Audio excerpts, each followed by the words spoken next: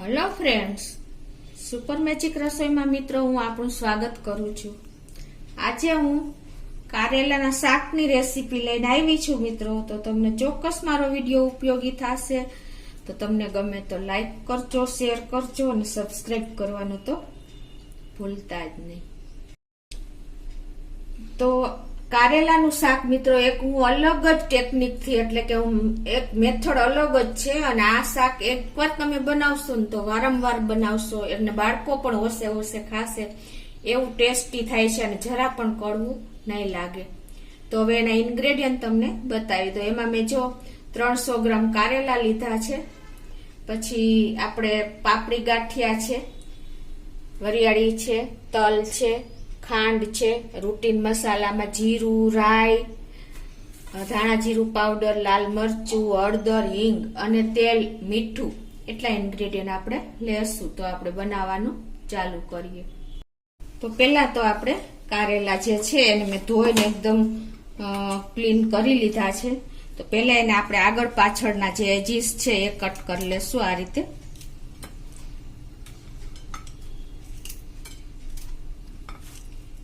મિત્રો કારેલાનું શાક આપણે ચોમાસામાં ખાસ બનાવવું જોઈએ. અત્યારે ફૂલ પ્રમાણમાં માર્કેટમાં આપણને કારેલા જોવા મળતા હોય છે.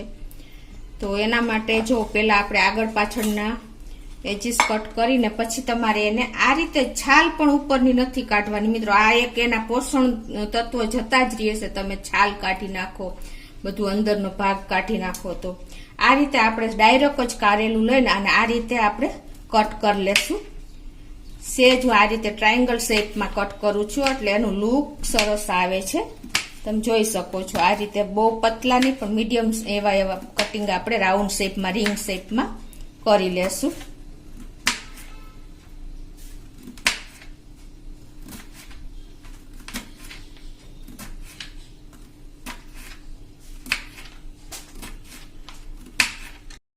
તો કારેલાનું કટિંગ પણ મેઇન છે મિત્રો. જો આવી રીતે તમે ઓવલ શેપમાં કટ કરશો ને એટલે એનું લુક પણ સરસ આવશે.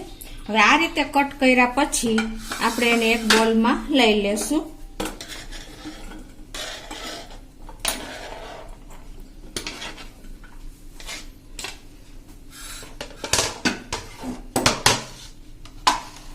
પેલા તો 1/2 ટીસ્પૂન જેવું આપણે મીઠું નાખી દેશું અને 1 ટીસ્પૂન જેવી આપણે હળદર નાખી દેશું. અને પછી એને આપણે આ રીતે મિક્સ કરીને સરસ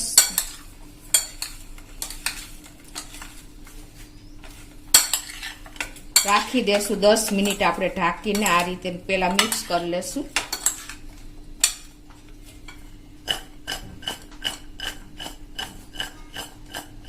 આ પ્રોસીજર કરવી ખાસ જરૂરી છે, નહીતર તમારું શાક કડવું જ બનશે. જો આ પ્રોસીજર કરશો ને મિત્રો તો બધી કડવાશ આપણે કારેલાની જતી રહે છે. અને પ્લસ એક જાતનું કોટિંગ થઈ ગયા પછી એકદમ આપણા કારેલા પણ સોફ્ટ થઈ જાય છે.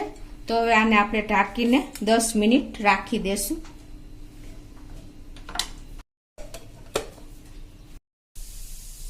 તો આપણે જો 10 થી 15 મિનિટ થઈ ગઈ છે અને આપણે કારેલાને મીઠું ને હળદર ચડાવ્યા એને. તો હવે એકદમ જો આપણા કારેલા પણ સોફ્ટ થઈ ગયા છે અને એનું પાણી પણ છૂટી ગયું છે. જો તમને ખ્યાલ પણ આવી જતો હશે. હવે આ સ્ટેજે હું તમને બતાવી દઉં કે આપણે જે મોટી સાઈઝના કારેલા હોય એટલે એમ કે સેજ વધારે પાકેલા હોય ને તો વચ્ચે જો બીન્સ હોય છે. તો આપણે આ રીતે એમાંથી બીન્સ વચ્ચેનો ભાગ કાઢી નાખવાનો હાથેથી કે તમને જેમ ચમચીથી ફાવે એમ.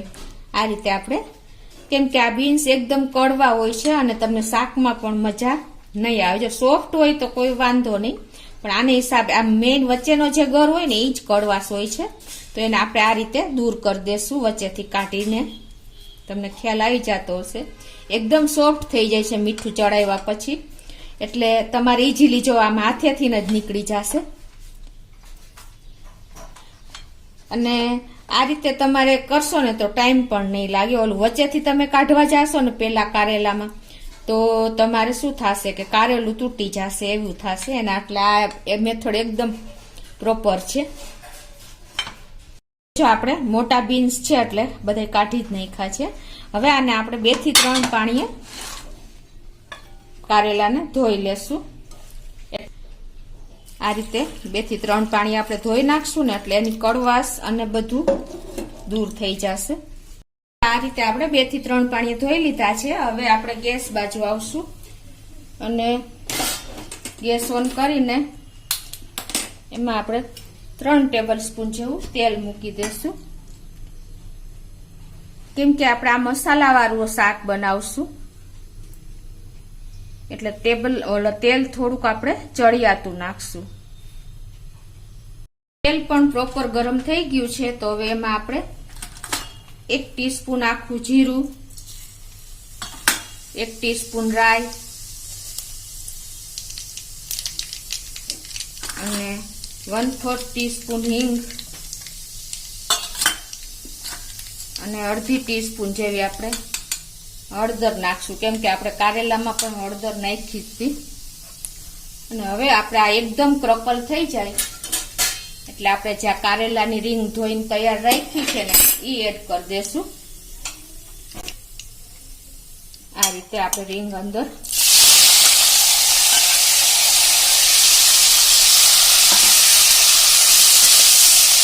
ગેસની ફ્લેમ સ્લો ટુ આપણે મીડિયમ રાખી છે.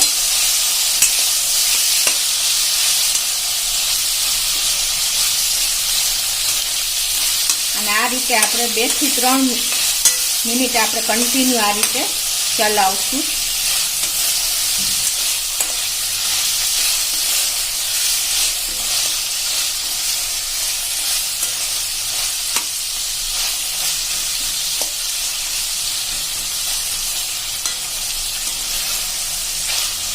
હવે આપણે સ્લો ફ્લેમ કરીને આને ઢાંકીને 15 મિનિટ થાવા દેશું. તો આ મેં 3 ટેબલ સ્પૂન જેવા પાપડી ગાંઠિયા લીધા છે અને આપણે ક્રમ્બલ થાય ને એવો આપણે એનો મિક્સર જારમાં પાવડર કરી લેશું.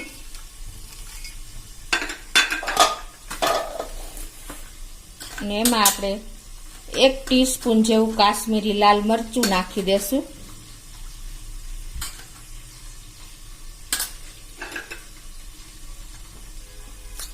ત્રણ ટીસ્પૂન જેવી આપણે ખાંડ નાખી દેશું.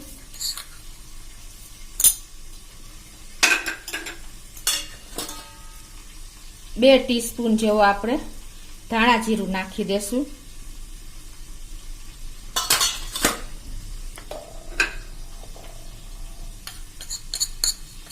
અને 2 ટીસ્પૂન જેવી આપણે વરિયાળી નાખી દેશું. મિત્રો વરિયાળી છે ને આમાં બહુ સરસ ટેસ્ટ આવે છે એટલે તમે ચોક્કસ એક વખત આ રીતે ટ્રાય કરજો.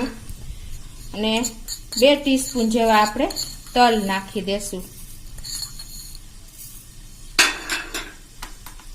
હવે આનો આપણે એકદમ ક્રમ્બલ જેવો ભૂકો કરી લેશું મિક્સર જારમાં. તો 15 મિનિટ થઈ ગઈ છે અને જો આપણા કારેલા પણ સરસ કૂક થઈ ગયા છે.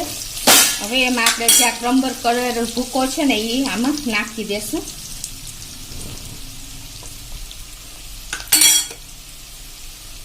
અને એક આપણે અડધું લીંબુ એમાં મિક્સ કરી દેશું. લીંબુનો રસ આ રીતે. હવે એને આપણે બધું મસાલો મિક્સ કરી લેશું.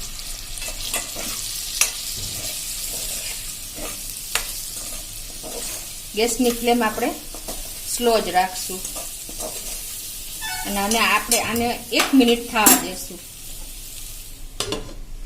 1 મિનિટ થઈ ગઈ છે અને આપણું શાક પણ રેડી થઈ ગયું છે.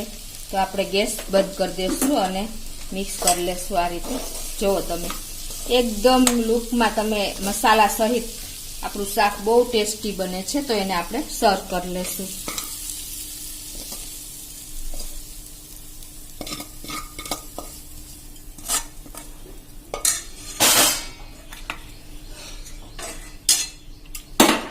અને ઉપરથી આપણે થોડાક એવા તલ અને થોડોક વરિયાળીનો પાવડર આ રીતે સ્પ્રિંકલ કરી દેશું. તો મિત્રો આપણું કારેલાનું એકદમ ચટાકેદાર ખટાશ ગળાશ અને તીખાશ સાથે આપણું શાક રેડી થઈ ગયું છે. તો તમે ચોક્કસ એક વખત આ ટેકનિકથી બનાવજો અને તમે મને કોમેન્ટ બોક્સમાં જણાવજો કે આપણું શાક કેવું થયું છે મિત્રો. તો તમને ચોક્કસ મારો વિડીયો ગમ્યો હશે. ગમે તો લાઈક કરજો, શેર કરજો અને સબસ્ક્રાઈબ કરવાનું તો ભૂલતા જ નહીં.